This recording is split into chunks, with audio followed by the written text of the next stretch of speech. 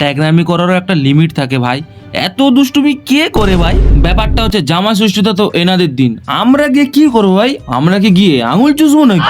যাই বলো আর তাই বলো গাইস, এই জামাইদের জন্যই কিন্তু আমরা ওই দিন একটু ভালো মন্দ করে খেতে পারি। মুসিয়ে তো বাপিকে দেখে একদম পঞ্চবন্ড একদম সামনে সাজিয়ে নিয়ে বসেছে। আমার দেখে একটা মনে মনে রাগও হচ্ছিল, ভাবছিলাম যে আমার যেরকম কবে হবে। ভাবলাম না, এটা তো সম্ভব নয়, এটা কি করে সম্ভব? এমনিতেই সকাল থেকে আমার মাথাটা গরম ছিল, তারপর দেখি এখানকার বাচ্চা কাচ্চারা এইসব উল্টো পাল্টা জিনিস দেখাচ্ছে। কিন্তু সন্ধ্যাবেলা গাইস এই এক বাটি মাটন দেখে আমার রাগটা পুরো একদম গলে জল হয়ে গেল। এইসব জিনিস দেখলে কি কেউ আর ভাই রাগ করে থাকতে পারে? আমি তো ভাই রাগ করে থাকতে পারি না।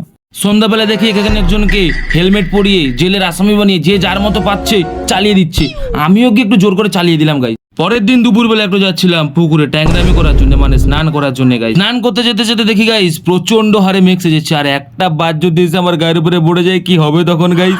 আর এখানকার বাচ্চা কাচ্চা দেখি মেঘ উঠেছে দেখে আনন্দে নাচছে, কি ধরনের নাচ!